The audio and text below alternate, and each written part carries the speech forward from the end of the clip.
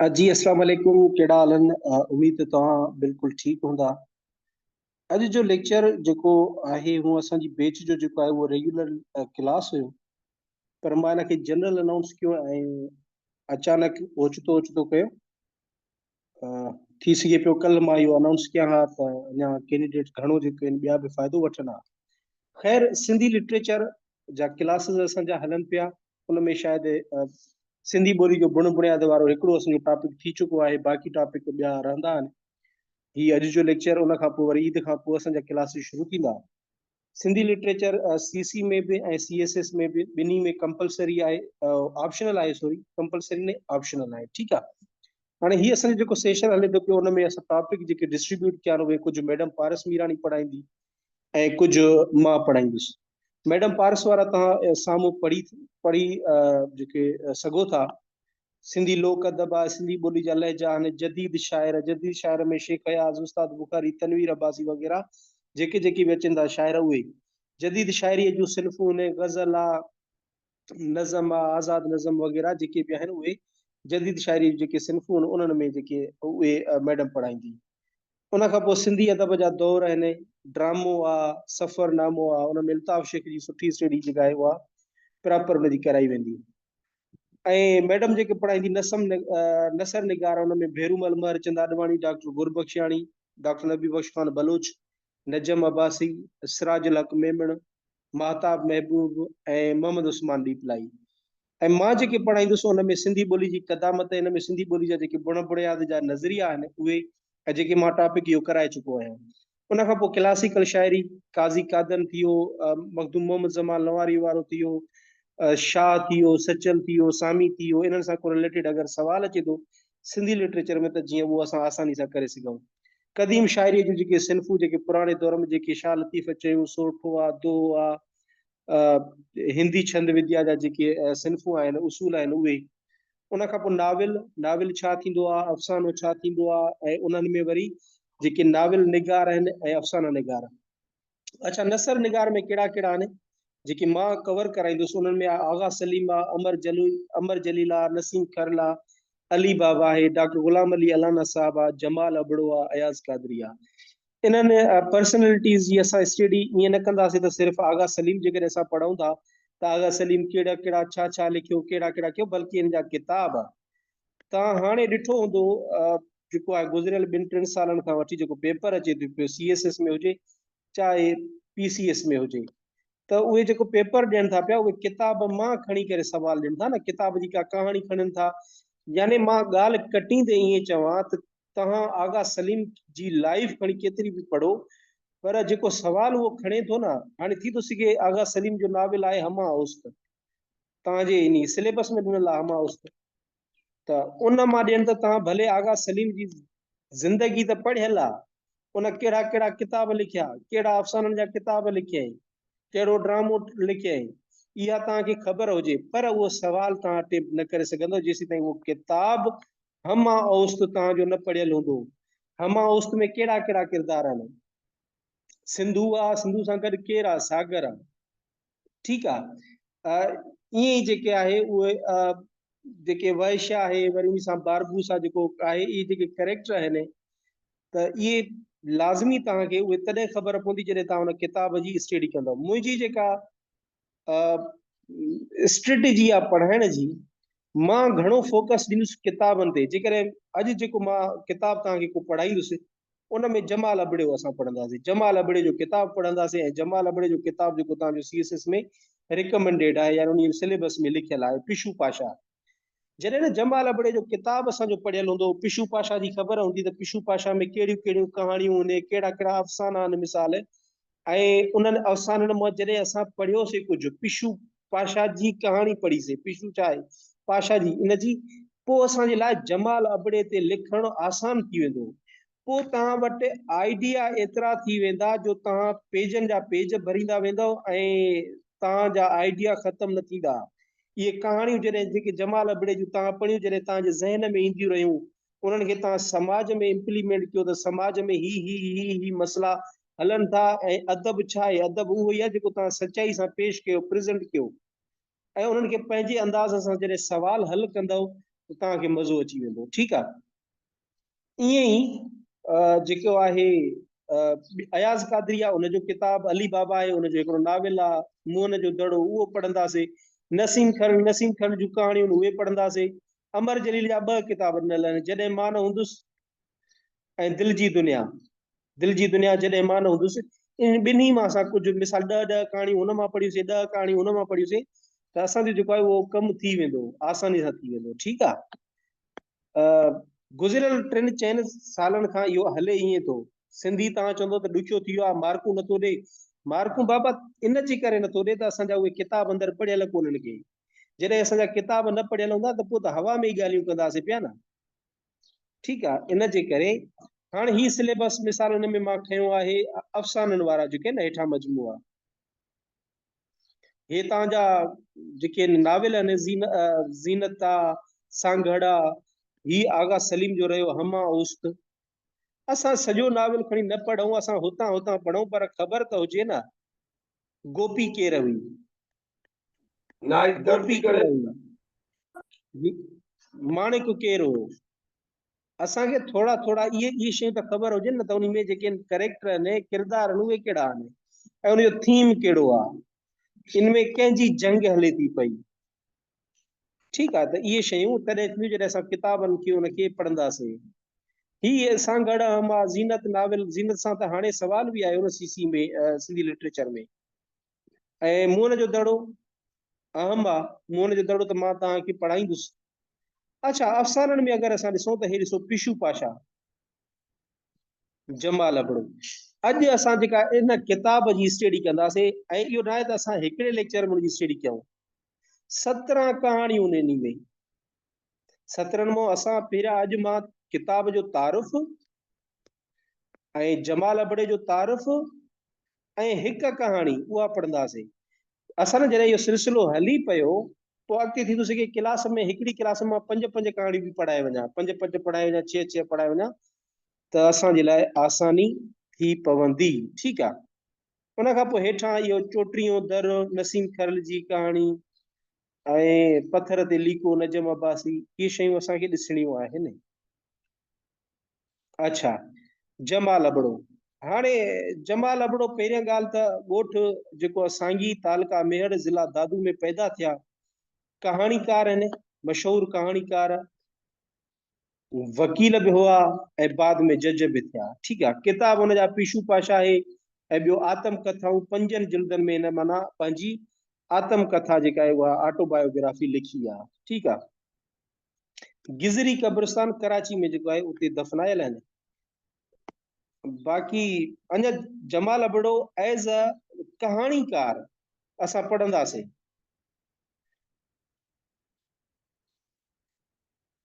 CC में, PCS में Sindhi general तव्हांजो कंपलसरी आहे। जेकर तव्हां सिंधी स्पीकिंग आहियो त पोइ तव्हांखे सिंधी जनरल जो पेपर ॾियणो पवंदो। ऐं जेको सीएसएस आहे उन में ऑप्शनल हूंदो आहे, सिंधी लिटरेचर ऑप्शनल, ऐं पीसीएस में भी, सीसी में भी ऑप्शनल आहे। सीएसएस में सिर्फ़ सिंधी लिटरेचर आहे, जनरल न आहे। ठीकु आहे। जमालदीन वलद अली खान अबड़ो 2 मई 1924 ते ॻोठ सांगी तालुके मेहड़ ज़िला दादू में ॼाओ आहे। ठीकु आहे। ठीकु आहे। उन खां पोइ जमाल अबड़े कानून जो इम्तिहान पास करण खां पोइ वकालत शुरू कई, ऐं उन खां पोइ इहे जेके मां तव्हांखे ॿुधायूं, त हिते लिखे थो संदसि बहितरीन कहाणियुनि जो मजमूओ पिशू पाशा तमामु घणो मशहूरु थियो। जमाल अबड़े जी कहाणियुनि जा तर्जुमा उर्दू, अंग्रेजी, जर्मन,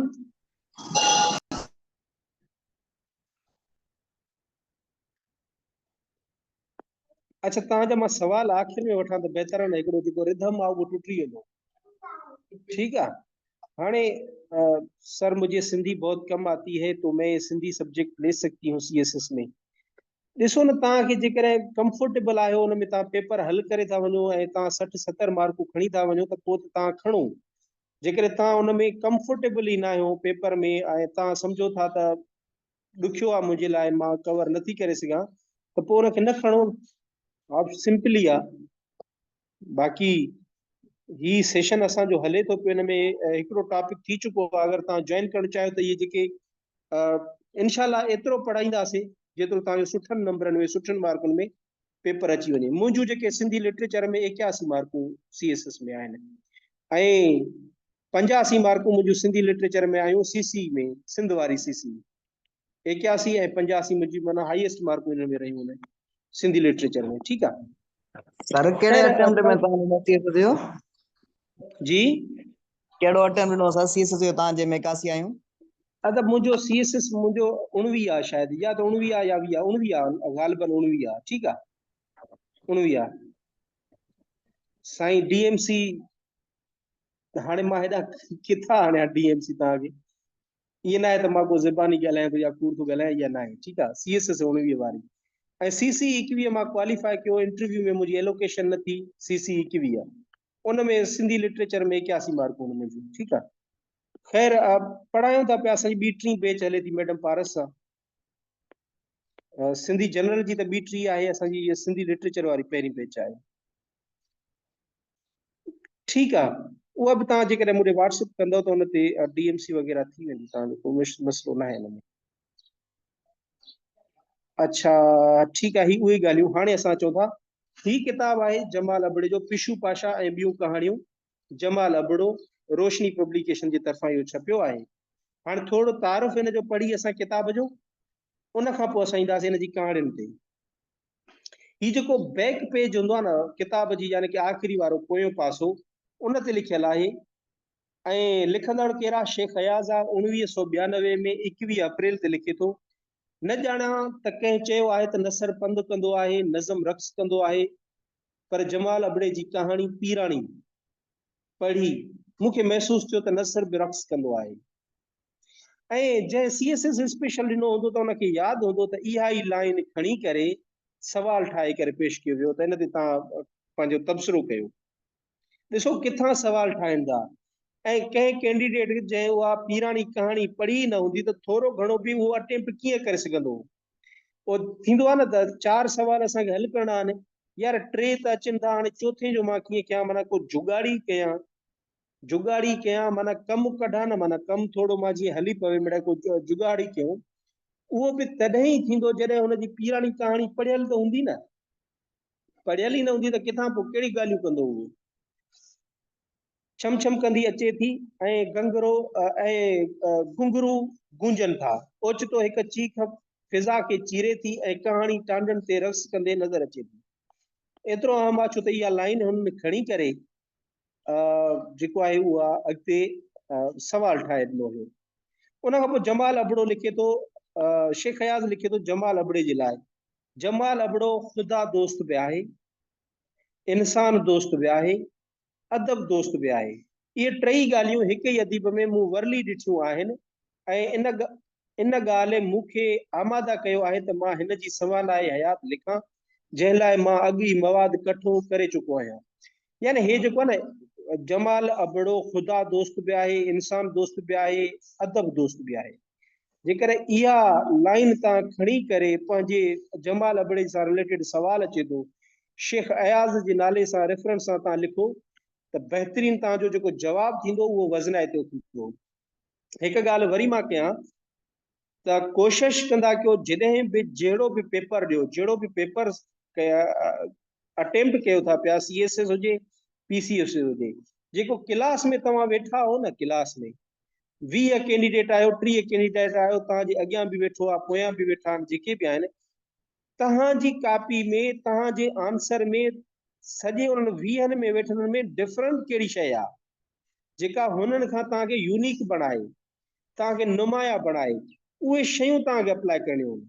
थी थो सघे कोई शेख अयाज़ जा इहे वर्ड कोन लिखे जवाब में, जमाल अबड़े ते हर को लिखंदो, ठीकु आहे, पर तव्हां जेकॾहिं रेफरेंस ख़ातिर शेख अयाज़ जी इहा हिकु ॻाल्हि लिखी आहे, ॿियनि जेके इन्वर्टेड कामा में ॿी पेन इस्तेमालु कई, त इहा जेका आहे ॿिए जे मुक़ाबले में तव्हांजे लाइ तव्हांजे आंसर में इहा नई शइ आहे। ऐं नई शइ खे पसंदि कंदा आहिनि, जेका हुनखे कापियूं चेक कंदो ईंदो न, त का हुनखे वैरायटी नज़र ईंदी, मुख़्तलिफ़ नज़र ईंदी, चेंज नज़र ईंदी, तव्हांखे मार्कूं उहो ॾियण में हिजाब ई न कंदो।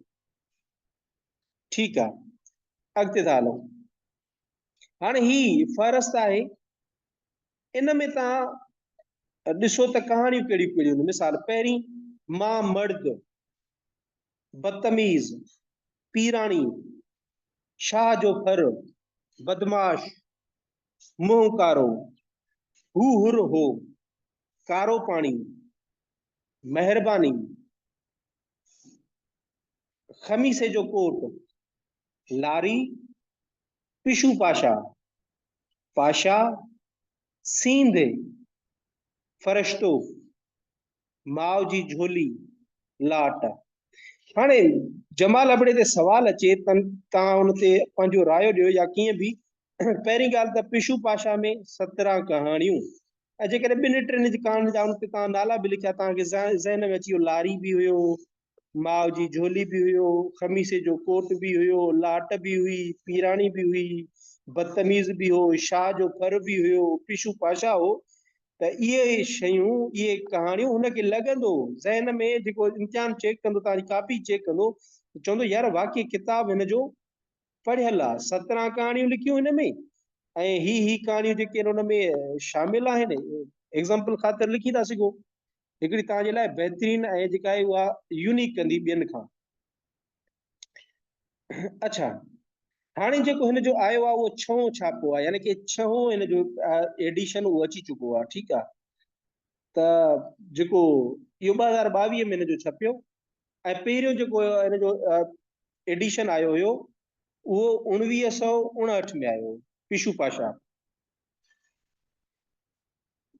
1959 में पिशू पाशा जो पहिरियों आयो। ठीकु आहे, ऐं 2022 में हिन जो 6हों आयो आहे। थोड़ियूं घणियूं ॻाल्हियूं हिन मां ॾिसो त पिशू पाशा जे लाइ लिखनि छा था। पहिरियां त हे जेको 6हें छापो आहे इहो कंहिं लिखियो आहे, इहो बदर अबड़ो। ठीकु आहे, हाणे बदर अबड़ो जेके बि ॻाल्हियूं कंदो हिन किताब लाइ, उहे बदर अबड़े जूं आहिनि। जमाल अबड़े जी कहाणी जो जे मजमूए जो नालो पिशू पाशा छो आहे?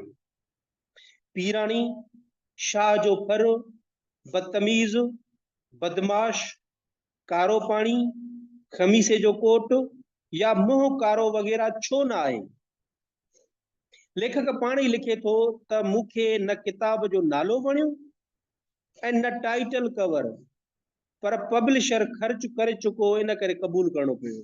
पहिरीं ॻाल्हि त तव्हां इहो बि टेक्निक आहे न, तव्हां जेकॾहिं हुनजे सवाल जवाब में ॼाणाए वञो त जेको पिशू पाशा आहे, हालांकि इहो जेको किताब जो नालो आहे उहो बि हुनखे कोन वणियो, ऐं जेको कवर पेज न पहिरियों जिते मां ॾेखारियो त जमाल अबड़े जो जिते फोटो हुयो उहो बि हुनखे पसंदि न हुयो। ॿई शयूं पसंदि न हुयूं, पर ख़र्च थी चुको, हिनखे ज़बरदस्ती क़बूल करणो पियो।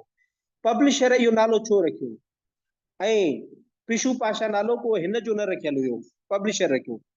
शायदि इन करे त अदबी लॾे में अदबी वर्ड इस्तेमालु कंदा कयो, वर्डनि खे केच कंदा कयो, ऐं उहे वर्ड पोइ तव्हां पंहिंजे लिखत में आणियो।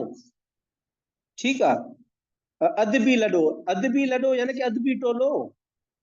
अमर जलील खे अदबी लॾे में हिकिड़ी वॾी अहमियत हासिल आहे। मिसाल असां लिखूं था, हिकिड़ो चवंदो अमर जलील हिकिड़ो खे अदब में वॾी अहमियत हासिल आहे, असां चवंदा अदबी लॾे में। त जेका लफ़्ज़नि जी जेका तव्हांजी चूंड आहे न, उहा चूंड तव्हांखे मार्कूं ॾियारींदियूं, डिफरेंट बणाईंदियूं ॿिए जी कापी खां। अच्छा, पब्लिशर इहो नालो छो रखियो? शायदि इन करे त अदबी लॾे में पिशू पाशा कहाणी सभ खां वधीक तनक़ीदी छंड छाण हेठि आई, ऐं उन ते तनक़ीदी राया टिमाही महिराण में तसलसल सां छपंदा रहिया। टिमाही महिराण रिसालो आहे जेको अॼुकल्ह बि पब्लिश थींदो आहे, ईंदो आहे मार्केट में। अदब सां चाव रखंदड़नि खे मां रिकमेंड कंदुमि त ही जेके आहिनि उहे ज़रूर जेको आहे इहो टिमाही महिराण रिसालो परचेज करनि पिया। जेकी हिन छापे में बि छंड छाण हेठि आई ऐं हिन ते तनक़ीदी राया टिमाही महिराण रिसाले में तसलसल सां छपंदा रहिया, जेकी हिन छापे में बि पिछाड़ीअ में ॾिनल आहिनि। किताब जो इहो नालो अदबी ज़रूरत हुई या मार्केट जी, इहो बहस हाणे फुज़ूल थी वियो आहे। हिन छापे जो नालो बि साॻियो पिशू पाशा बरक़रार रखियो वियो आहे, जो हाणे कहाणियुनि जो ई मजमूओ इन नाले सां ई मशहूरु आहे। अलबत्ता टाइटल सादो रखियो वियो आहे, जो लेखक पाण बि हुन सां मुतफ़िक़ कोन हो, छाकाणि त पिशूअ जो किरदारु जोशीले सियासी कारकुन बदिरां दहशतगर्द जहिड़ो नज़र अचे थो। हिन लाइन खे वठो। जॾहिं न कहाणी पढ़ी से पिशू पाशा में त उते पिशू हिकिड़ो किरदारु हूंदो, माण्हू हूंदो आहे त सियासी कारकुन, पर चवे थो त उते जेको पेश कयो वियो आहे ॼण त को दहशतगर्द थो लॻे पियो। ठीकु आहे, यानी कि इंटरेस्टिंग हूंदो। ठीकु आहे, हीअ जमाल अबड़े जी कहाणियुनि जो सिंधीअ में छो छापो आहे, उन्हनि मां हिकु छापो मरहूम तारिक अशरफ पॉकेट साइज़ में बदमाश जे नाले सां, बदमाश जे टाइटल हेठि मंज़र आम ते आंदो। यानी पिशू पाशा जो इहो जेको किताबु आहे इहो मरहूम तारिक अशरफ पॉकेट साइज़ में छपरायो, यानी जेको तव्हां जेब में रखी सघो था, ऐं नालो बदमाश ॾिनो उन बदमाश ॾिनो। ॾिसो केतिरी हाणे तव्हांजी नॉलेज वधंदी थी वञे जमाल अबड़ो सां रिलेटेड ऐं उनजी किताब सां रिलेटेड। पिशू पाशा मजमूए जो पंजाबी ॿोली में बि तर्जुमो मरहूम प्रोफेसर मोहसिन अब्बासी कयो हो, जेको पंजाबी उर्दू बोर्ड लाहौर तरफ़ां 1999 में शाया थियो। उन खां सवाइ जमाल साहब जे हिननि ई कहाणियुनि जो उर्दू तर्जुमो कराची यूनिवर्सिटी जे उर्दू शोबे तरफ़ां 2005 में शाया थियो। इहो तर्जुमो मुमताज़ सोलंकी कयो आहे। तर्जुमे वारियूं ॻाल्हियूं तव्हां उते जनरली हिकिड़ी ॻाल्हि कंदो त केतिरनि ई ॿोलियुनि में तर्जुमा थी चुका आहिनि, इवन जर्मन में बि थी चुका आहिनि। हिन खां पोइ पिशू पाशा जो तर्जुमो अंग्रेज़ी ज़बान में बि थी चुको आहे, जेको एडिटिंग जे मरहले में आहे। यानी ही ॻाल्हि थो करे 2015 जी बदर अबड़ो, यानी हाणे त इहो पब्लिश थी चुको हूंदो। ठीकु आहे, ठीकु ऐं जल्दी पढ़ंदड़ जे हथ में हूंदो। किताब जे 3 छापे ताईं हिन मजमूए में लेखक जो कुल 13 कहाणियूं शामिल हुयूं। उन खां पोइ 1992 में सिंध सकाफ़त खाते पारां 4थो छापो आयो। उन में बाक़ी रहिजी वियल कहाणियूं बि शामिल कयूं वयूं। हिन छापे में जमाल साहब जूं लिखियल सभु कहाणियूं शामिल आहिनि। लेखक उन खां पोइ अफ़साना न लिखिया, यानी इन्ही किताब खां पोइ हुन अफ़साना न लिखिया, पर पंहिंजी आत्मकथा लिखणु शुरू कयईं, जेका 5 भाङनि में छपिजी चुकी आहे। उन खां पोइ बदर अबड़ो चवे थो, आउं ज़ाती तरह ॼाणा थो त सवाइ चंद कहाणियुनि जे जेकी अलामती ऐं तस्वुराती आहिनि, यानी मां मर्द ऐं पिशू पाशा, बाक़ी सभिनी कहाणियुनि जा किरदार ऐं वाक़िया हक़ीक़ी आहिनि। जमाल साहब जी आत्मकथा में बि खोड़ सारियूं कहाणियूं ऐं वाक़िया आहिनि। मुमकिन आहे त जेकॾहिं आत्मकथा न लिखिजे हा त के वाक़िया कहाणी जे घाणीटे में अचनि हा। उन खां पोइ ही जेको ॿिया लफ़्ज़ आहिनि, इहे जमाल अबड़े जा पंहिंजा आहिनि। ॾिसो त जमाल अबड़ो पंहिंजो पाण इन किताब जे लाइ छा थो चवे थो त हिन किताब जो पहिरियों छापो 1959 में ज़िंदगी पब्लिकेशन वारनि छपायो। मां भाउ हमीद सिंधी ऐं संदसि साथियुनि जो थोराइतो आहियां, जिन वॾे शौक़ सां महिनत करे किताब शाया करायो। किताब जो नालो बि पाण ई तजवीज़ कयऊं। अच्छा, हाणे मूंखे थोरो ॿुधायो त आवाज़ अचे पियो? ईअं न त आवाज़ न अचे ऐं मां सिर्फ़ु मोबाइल ॾे ॾिसंदो रहां ऐं ॻाल्हाईंदो रहां। थोरो तव्हां मां कोई माइक ते ॿुधाए या मैसेज करे। जी सर, जी आवाज़ अचे पियो सर। अच्छा ठीकु आहे, ओके। हाणे ही जेके वर्ड जेके मां लफ़्ज़ पढ़ां थो, जुमिला पढ़ां थो, इहे जमाल अबड़े जा पंहिंजा आहिनि, पंहिंजे किताब जे लाइ ॾाढा अहम, यानी कि ठीकु आहे। ॿियो छापो जो तव्हांजे साम्हूं आहे सो हक़ीक़त में 3 छापो चइजे त दुरुस्त थींदो। हाणे ही जेके बि हुन लिखियो आहे इहो ॿिए छापे भेल लिखियो अथई उन वक़्तु, छाकाणि त सन 1976 में तारिक अशरफ कहाणियुनि जो मजमूओ बदमाश नाले सां छपाए पधिरो कयो ऐं संदसि चवाणी किताब जूं सभई कापियूं हिक ई ॾींहं में सिर्फ़ु हैदराबाद शहर में विकामजी वयूं। इहा माना ॾिसो पॉइंट मिली वई न तव्हांखे। जॾहिं पॉकेट साइज़ में तारिक अशरफ हिन जो साॻियो ई किताब पर बदमाश जे नाले सां छपरायो त हिकिड़े ई ॾींहं ते हैदराबाद में जेके बि किताब हुन पब्लिश कराया उन जूं कापीज़ उहे सॼियूं सेल थी वियूं। यानी एतिरो मशहूर हो जमाल अबड़ो, एतिरो मशहूर हुयो। मां सिंध वासियुनि जो ॾाढो थोराइतो आहियां, जिन हिननि कहाणियुनि जो क़दुरु करे उन्हनि खे ऐं मूंखे मान बख़्शियो ऐं हिन किताब खे MA जे कोर्स लाइ मंज़ूर कयो। MA जे कोर्स में बि यानी पढ़ाए थो। मुंहिंजी नज़र में सही अदब उहो आहे। ॾिसो हाणे अदब जी डेफिनेशन ॾिए थो पियो जमाल अबड़ो। हितां लफ़्ज़ हितां खणी करे अप्लाई कयो किथे न किथे।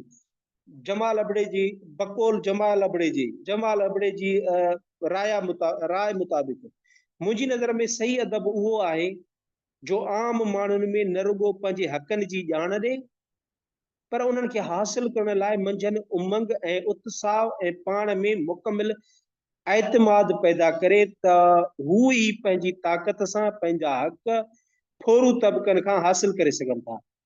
जमाल अबड़ो चए थो त अदब जेकॾहिं तव्हां मसइला प्रेज़ेंट कयो था अदब में, मुआशरे में जेके बुरायूं आहिनि, समाजी इविल्स आहिनि या कुझु बि आहे, उहे मसइला जेकॾहिं तव्हां पंहिंजी कहाणियुनि में उजागर कयो था त उन मां निकिरण जा जेकॾहिं तव्हां उन में हल बि नथा ॾियो त मुंहिंजी नज़र में उहो अदब जेको आहे उहो सही न आहे। मां चई नथो सघां त मुंहिंजूं कहाणियूं हिन कसवटीअ ते केतिरे क़दुरु पूरियूं ईंदियूं। हाणे चए थो छा मां बि इहा शइ समाए सघियो आहियां इन में या न समाए सघियो आहियां, इहो ॿी ॻाल्हि आहे। ठीकु आहे, मां नथो ॼाणियां त मां हल ॾिना आहिनि या न ॾिना आहिनि। मां चई नथो सघां त मुंहिंजूं कहाणियूं हिन कसवटीअ ते केतिरे क़दुरु पूरियूं ईंदियूं। बहरहाल मूंखे चङी पर ॼाण आहे त मूं सिंध धरतीअ जो हक़ अदा न कयो आहे ऐं न पंहिंजो कर्ज़ चुकाए सघियो आहियां। मां सिर्फ़ु एतिरो ॼाणा थो त जनाब अयाज़ हुसैन कादरीअ जे चवण ते, अयाज़ कादरी बिलू दादा किताब आहे जेको अयाज़ कादरी जो आहे उहो बि पाण पढ़ंदासीं इंशाल्लाह वरी कंहिं ॿिए लेक्चर में। मां सिर्फ़ु एतिरो ॼाणा थो त जनाब अयाज़ हुसैन कादरी जे चवण ते मूं कहाणियुनि खे वरी नज़र मां कढियो, पर मूंखे का बि मटा सटा करण जी ज़रूरत नज़र कान आई, सवाइ कन छापे जी ग़लतियुनि जे ऐं अखरनि जे अॻिते पोइते थी वञण जे। मां प्रोफेसर अयाज़ कादरी, सलीम मेमन साहब ऐं संदन साथियुनि जो बेहद शुक्रगुज़ार आहियां जिन वॾी जाखोड़ करे वॾे चाह मां किताब जो ही छापो छपरायो आहे। जमाल अबड़ो 1976 में। ठीकु आहे,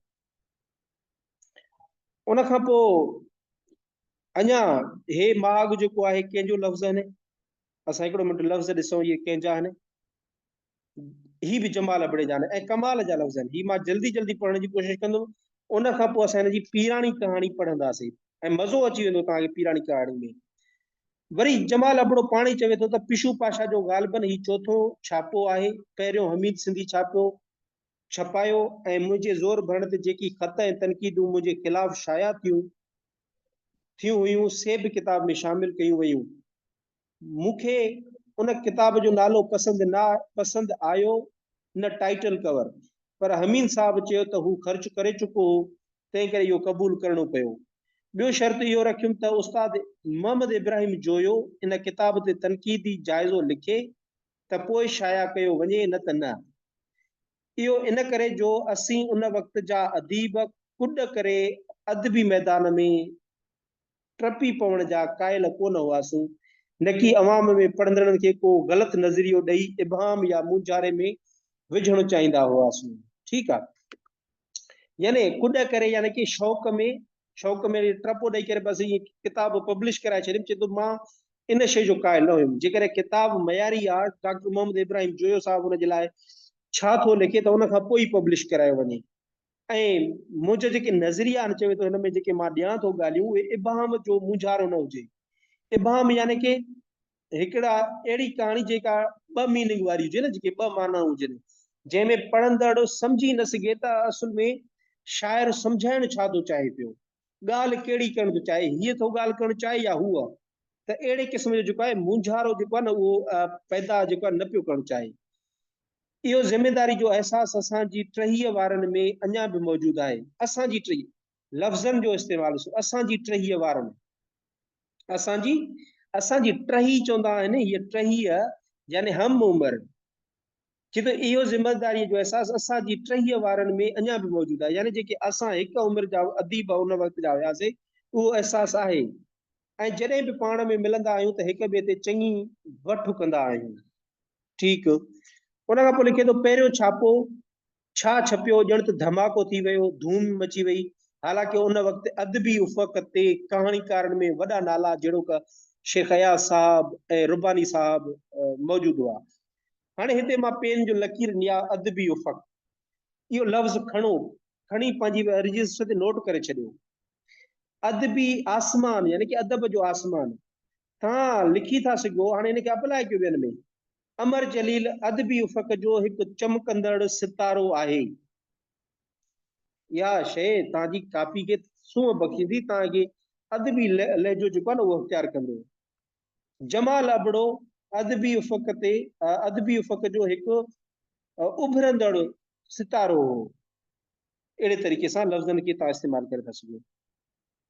मूं पंहिंजी हयातीअ जी तमामु मुख़्तसर दौर में 1953 खां 1965 ताईं उहे चंद अदबी पारा अंदर जी ओभर कढण ख़ातिर लिखिया, पर ॻाल्हि वधी वण थी वई। बकौल हिकु नामवर दोस्त जे जीअं अॼु हर सिंधी शाइर ते अयाज़ जी छाप आहे, तीअं हर कहाणीकार ते जमाल अबड़े जी छाप ज़रूर आहे। रब्बानी साहब त हिकु दफ़े ॿुधायो त प्राइमरी स्कूल में ॿारनि खां पुछियो वियो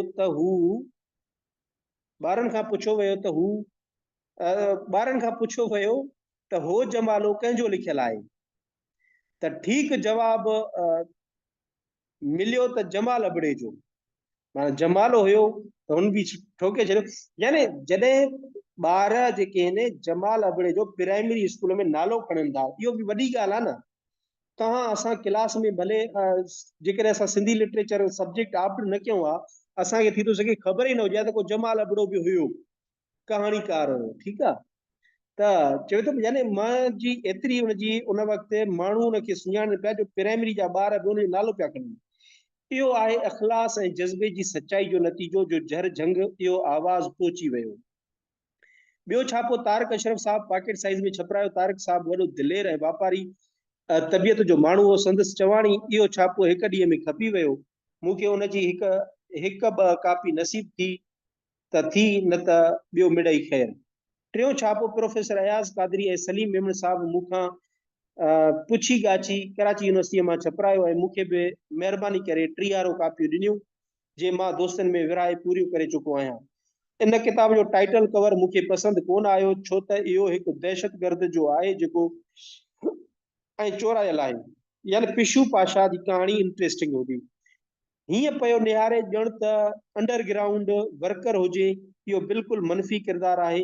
हालांकि पिशू पाशा हिकु मस्बत ऐं खुलियल किरदारु आहे जो उत्साह इंस्पायरेशन लाइ चौफेर ऐं मथे खुलियल फिज़ाउनि ऐं ज़मीनी हालतुनि खां मुतासिर थी अवाम जी रहबरी करे क़ुर्बान थो थी वञे। इहा कहाणी जॾहिं रफ़ हालत में लिखियल हुई त लाड़काणे में रसूल बख्श पलीजो साहब पढ़ी तमामु मुतासिर थियो ऐं घड़ी साराह कयईं। मूं चयोमांसि त पिशू मसनूई किरदारु पियो लॻे, पर चयईं त न, हिकु त इहा हिकु फैंटेसी आहे ऐं ॿियो त इहो किरदारु बिल्कुलु असांजी धरतीअ ऐं हालतुनि ते धरतीअ ऐं हालतुनि जी पैदावार आहे। बाद में पलीजो साहब फिरी वियो। यानी इंटरेस्टिंग हूंदो न इहो जेका कहाणी आहे। ही चौथों छापो कल्चरल डिपार्टमेंट सिंध नए रंग ऐं ढंग सां छपाए रहियो आहे। मां निहायत थोराइतो आहियां जनाब अब्दुल हमीद आखून साहब ऐं ममता मिर्ज़ा जो जन मुंहिंजे सेमाबी तबियत जे बावजूदि निहायत सब्र ऐं ताउन कयो आहे। संदसि कहिड़ा थोरा ॻाए कहिड़ा ॻाइजनि, किथ मेहर अली किथ तेरी सना।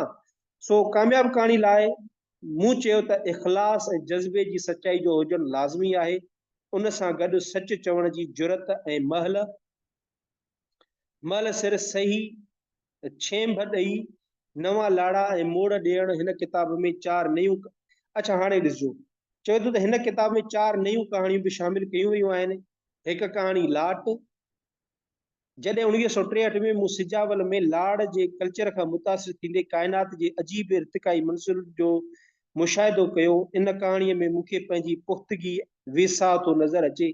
लाड़ जा मिसकिन ऐं ॾुतड़ियल लताड़ियल माण्हू कीअं ज़िंदगीअ जो लुत्फ़ पिया वठनि ऐं नई ज़िंदगी खे जनम ॾियो माठाई सां लॾियो वञनि। मूं उते सिम ऐं सेंवर वारे पाणी में कमल टिड़ंदे ॾिठा। मूंखे इहो नतीजो अख़ज़ कंदे देरि न लॻी त ज़िंदगी हर रंग में रवां दवा आहे। हूअं बि अदब छा आहे? वरी अदब जी ॿी डेफिनेशन थो ॾे जेका इंतिहाई इंपॉर्टेंट आहे, नोट कजो। जमाल अबड़ो चए थो त अदब छा आहे? अदब चए थो सूंहं, सच, नेकी ऐं ख़ालिक। सूंहं ऐं सच त आहिनि ई ख़ालिक जा जलवा, ऐं नेकी आहे उन ताईं पहुचण जो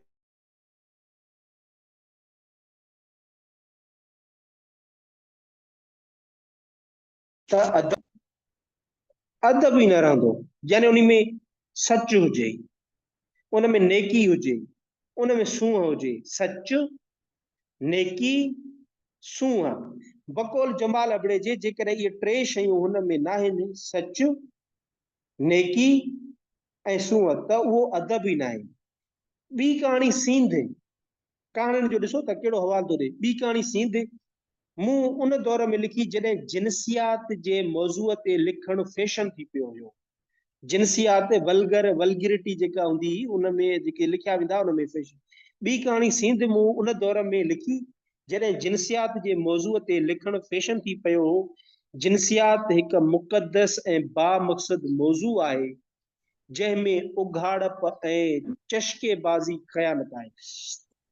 चए थो जेके इहे जिनसियाती टॉपिक्स आहिनि न, असल में इहे आहिनि सही, इहे के नेगेटिव न आहे, पर इन में जेका तव्हां लिखत जे दौरान उघाड़प ऐं जेके जस्ट मज़े ऐं चस्केबाज़ी जे लाइ जेके लफ़्ज़ लिखो था या अहिड़ो कंटेंट लिखो था, इहा ख़यानत आहे। मूं सींध कहाणी लिखी असल मसइलनि ॾांहुं रुख़ मोड़ियो। वरी मार्शल लॉ जो ॾोहकाव ऐं ज़ियाउल हक़ जहिड़ो डिक्टेटर आयो, सभु को चुप, ॼण सिप सूंघे वियो हुजे। माठ ऐं माठार थी वई। मूं इस्लामाबाद जे मर्कज़ में वेही मार्शल लॉ ऐं इस्लामाबाद जे उनवान सां कहाणी लिखी। हाणे कहिड़ी कहाणी लिखियईं? अच्छा, ही इंटरेस्टिंग ॻाल्हि अथव हिनजी। इस्लामाबाद में वेही मार्शल लॉ ऐं इस्लामाबाद, इहा कहाणी हिन लिखी, कहाणी जे उनवान सां कहाणी लिखी। ॿिए ॾींहुं अमर जलील खे ॾेखारियमि, जंहिं ठिप चयो त कोन छपींदो, यानी तुंहिंजी इहा पब्लिश ई न थींदी। मार्शल लॉ ते एॾी तंज़ ऐं ज़ियाउल हक़ खे इज़राइल छॾण वक़्त जी तक़ाज़ा हुई। भलो थिए यूसुफ शाहीन जो, जंहिं बरसात में छपजण जी हामी भरी, पर उनवान तब्दील करण जो शर्त विधो, जो मूं यकदम क़बूल करे उनवान रखियो फ़रिश्तो। हाणे इहो असां जॾहिं इंडेक्स पढ़ी रहिया हुआसीं, फ़हरिस्त, उन में फ़रिश्तो बि कहाणी हुयव।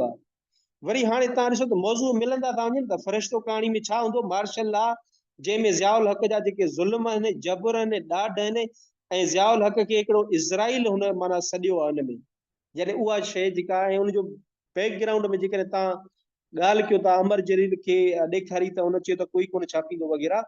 तंहिंखां पोइ दौरु आयो ग़रीबनि ऐं मिसकिननि ऐं मासूमनि खे नस्ली बुनियादनि ते मारण जो। मारण वारो केर बि हुजे, हू काइर, कमीनो ऐं काफ़िर आहे। कहाणी माउ जी झोली उन दौर जी पैदावार आहे केर जो पंहिंजनि खे बि फरमाइश करे ऐं होश, अक़ल ऐं इंसानी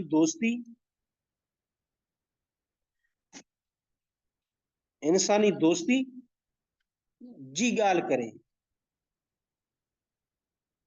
मूं त चई ॾिनो, फ़ोननि ते दड़का बि मिलिया, पर मां अॼु ताईं पंहिंजी ॻाल्हि ते क़ाइमु आहियां, जीअं मुंहिंजो सचल ऐं शाह ते मज़मून मां अयान आहे। ही आहे सही वक़्त ते ज़मीर जो आवाज़ बणजण ऐं सही लाड़ा ऐं मोड़ ॾियण। को मञे न मञे, असीं चवंदा आया आहियूं, चवंदा रहंदासीं, माठ करे मुशरिक कोन थींदासीं। मां मुहाजिर भाइरनि ऐं ख़ासि तरह सिंधी अवाम खे पुरज़ोर ऐं दर्दमंदाना अपील थो करियां त ख़ुदारा इंतकामी जज़्बे खां बाज़ अचो। इहो न असांजो शान आहे, न कल्चर ऐं तहज़ीब त बेगुनाह खे क़त्ल कयो वञे। हा, असांजी रिवायत आहे त असुल खूनी खे ॻोल्हे चिटो कयो वञे, पोइ कसास वठिजे। ॿियो त ठहियो, पर जे कोई कारो हूंदो आहे त अवल ऐलान कयो वेंदो आहे त फिलाणो कारो आहे। पोइ कारो लिकंदो भॼंदो मेड़ आणींदो आहे, चङा मुड़ुस गॾु कंदो जेको मथस ॾंड ॾोह विझी संग भराईंदा त उनखे माफ़ बि कयो वेंदो आहे। इहा बि असांजी रीत आहे त भाड़े ते वरतल कातिल खे बि क़त्ल न कबो, जेसीं असुल ॾोहारी चिटो करे ॾेई। बाक़ी असल कातिल खे चिटो करण खां पोइ दौल जे ढौंके ते किसास वठिबो। भाइरो, ही कहिड़ो इंसाफ़, कहिड़ी रीत, कहिड़ी रवायत आहे जो कातिल हुजनि हैदराबाद या सखर जा गुंडा ऐं बेगुनाह मारिया वञनि लाड़काणे जा हीसियल ड्रिनल मासूम माण्हू।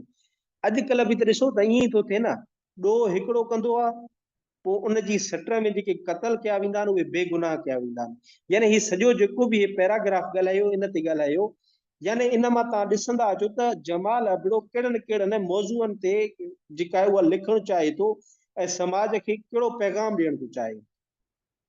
ही त थियो पंहिंजे मुंहुं मियां मिठू बणजणु पढ़ंदड़नि खे खुली ऐं आम दावत ऐं गुज़ारिश आहे त भले हिन फ़क़ीर हकीर जी साख खे सरेआम वाइको कनि, पर्दो परवरदिगार रखंदो। 70 कर 70 आऊं उघाड़ी आहियां, ढकी ढकण हार ॾेई पांद पनाह जो। जमाल अबड़ो। हाणे असां कहाणी ते ईंदासीं, थोरो तव्हां बि पाणी पियो मां बि पाणी पियां त पोइ असां कहाणी पढ़ूं। हे थोरो शेर ते गौर कजो। 70 कर 70 70 कर 70 70 कर 70 आऊं उघाड़ी आहियां। कोई इन खे थोरो एक्सप्लेन अगरि करणु चाहे त मोस्ट वेलकम, माइक ते करे थो सघे।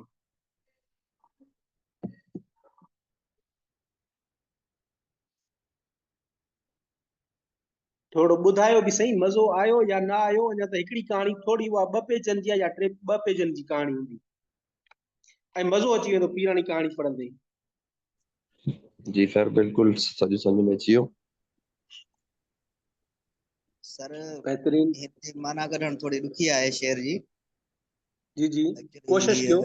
जी तजनीस ताम या तजनीस नाकिस यूज़ थियल आहे। बिल्कुलु बिल्कुलु। सो हाणे 70 कर 70 आऊं उघाड़ी आहियां, को बाज वारो सेंस तो वञे या इन हिसाब सां माफ़ी वारो।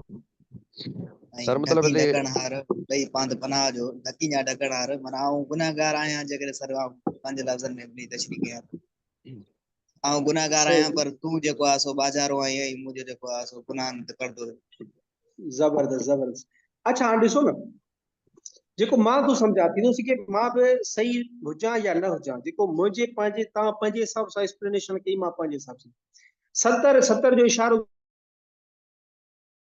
तो करे अल्लाह ताला ॾे। ठीकु आहे, अल्लाह ताला चवंदा आहिनि त 70 माउनि जेतिरो प्यार थो करे कंहिंसां, पंहिंजे बंदनि सां।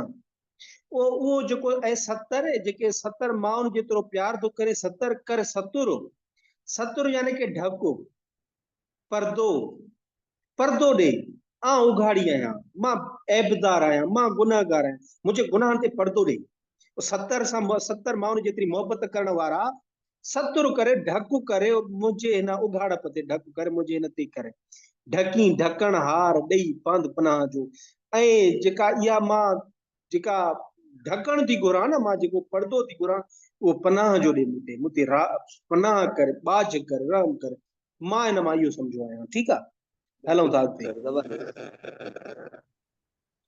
अच्छा हाणे पीराणी पढ़ो, शुरू कयूं।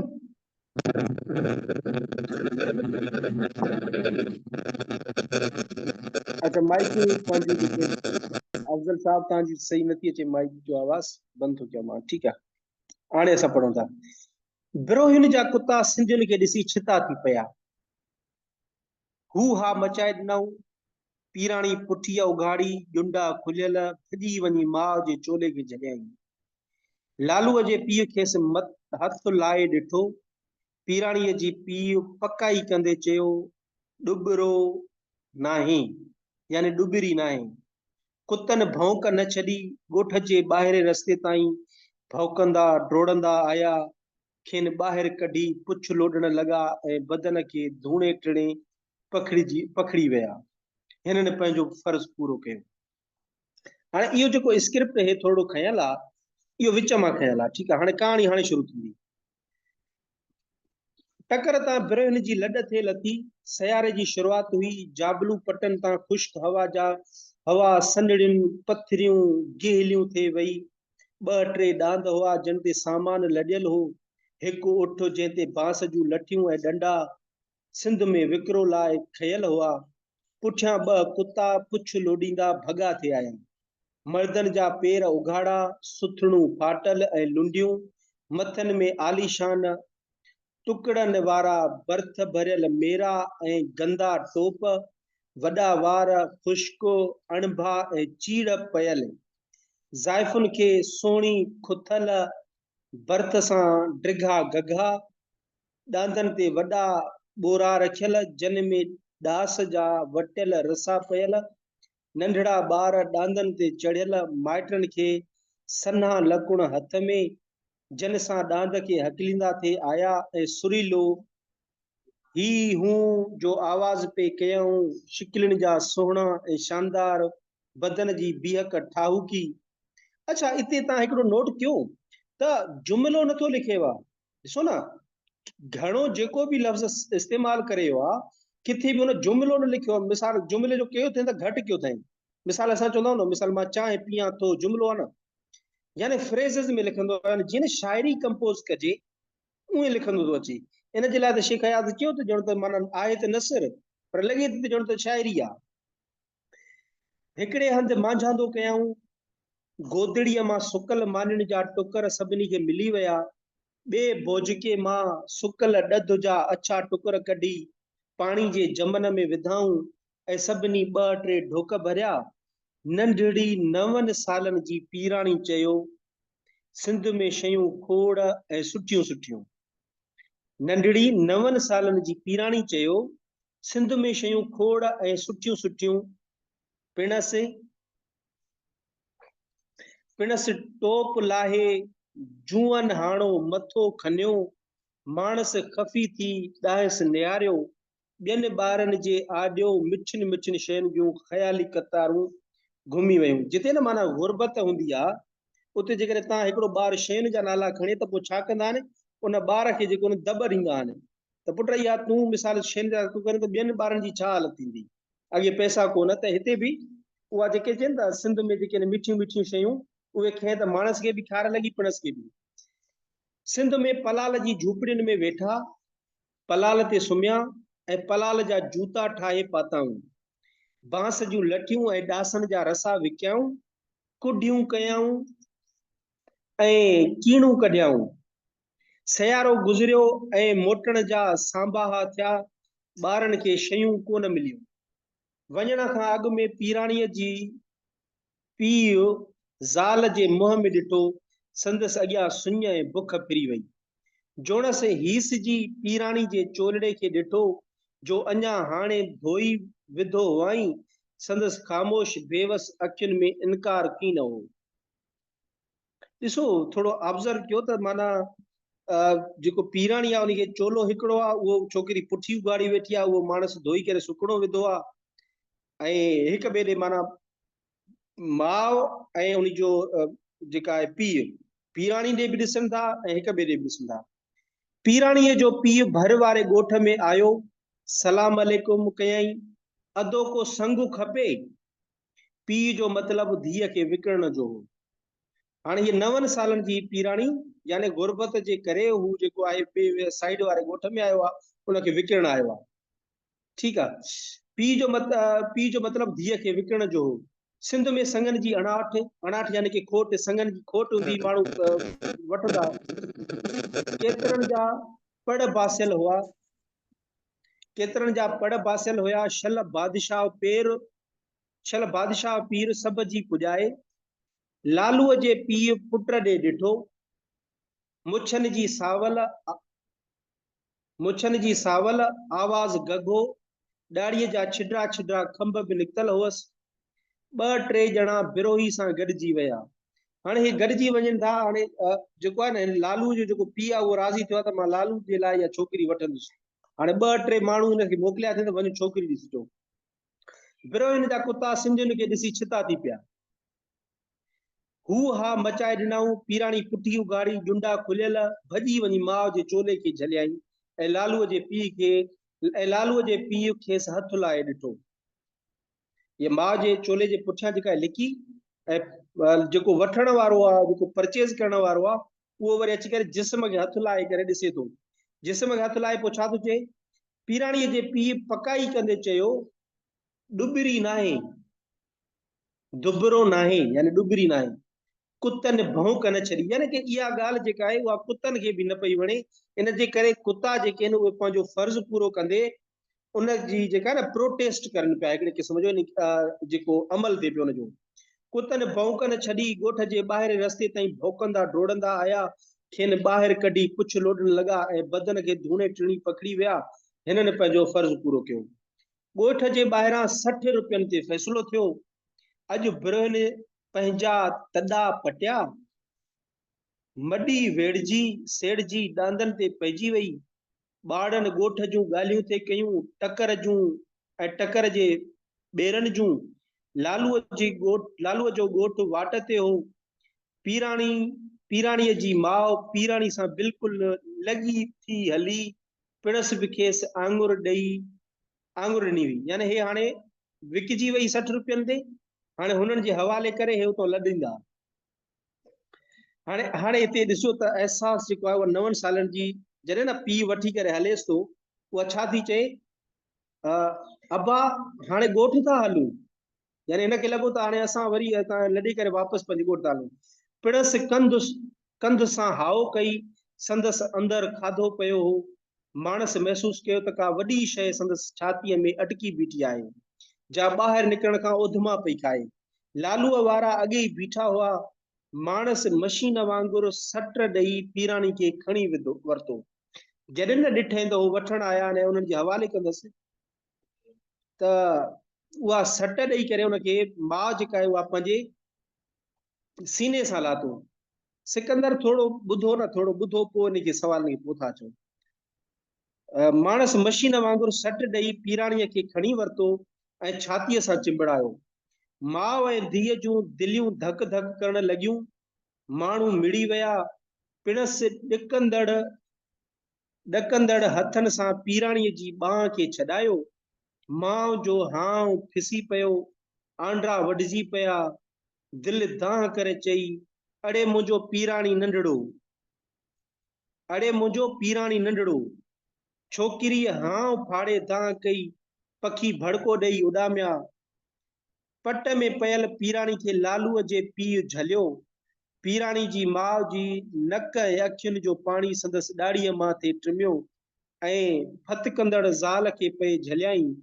लॾ रवानी थी पीराणी ओबासिन में अब्बा ऐं अम्मा पुकारियो। माणस खे गेलींदा विया ऐं परे खां आवाज़ ईंदो रहियो, ओ जी ख़ुदा मुंहिंजो पीराणी नंढड़ो। ओ टकर खे बाहि लॻे, सिंध वसे मुंहिंजो पीराणी नंढड़ो। हिन वार पे पिटिया। फत कंदड़ पीराणीअ खे घर खणी विया। हुन बुल ॾेई खाधा छड़ियूं थे हयूं। भगी भगी थे वई। लालू डोड़ंदो शयूं वठी आयो। ज़ोर सां संदसि वात में मिसरी विधाऊं जा अजके सां निकिरी आई। ॿाराणीअ कच्चीअ निड़ी मां गगो आवाज़ अचण लॻो। ओबासिन में सुॾकनि में भगल टुटल अब्बा अम्मा थे निकतसि। कंहिं खेसि सॾु न ॾिनो। लालूअ खे बाहि वठी वई। काती खणी आयो। अखियूं फाड़े चयईसि, बसि कर न त कोहंदो साईं। मिटी में पयल पीराणी सॼी रहियल ताक़त सां चीख कई। माई भागुल पंहिंजी नंढड़ी धीअ खे छिके छातीअ सां लाथो। बकरी कन उभा करे बेकाट कयो ऐं फर खे चटण लॻी। पीराणी अॼु बि जीअरी आहे। संदसि हिकु पुटु पुलिस वारो आहे ऐं ॿियो जेल में आहे। ही हुई पीराणी कहाणी। अहिड़ियूं कहाणियूं बेशुमार 17 कहाणियूं आहिनि। इंशाल्लाह वरी ॿिए क्लासिस में असांखे 5-10 कहाणियूं ॿियूं जेके आहिनि जमाल अबड़े जूं उहे पढ़ंदासीं। उमेद थो कयां त तव्हांखे अॼु जो जेको ही लेक्चर हुयो, असांजो क्लास हुयो, उहो सुठो लॻो हूंदो ऐं तव्हांजे लाइ कुझु न कुझु फ़ाइदेमंद बि साबित थियो हूंदो। हाणे को तव्हांजो सवाल आहे त उहो करे था सघो।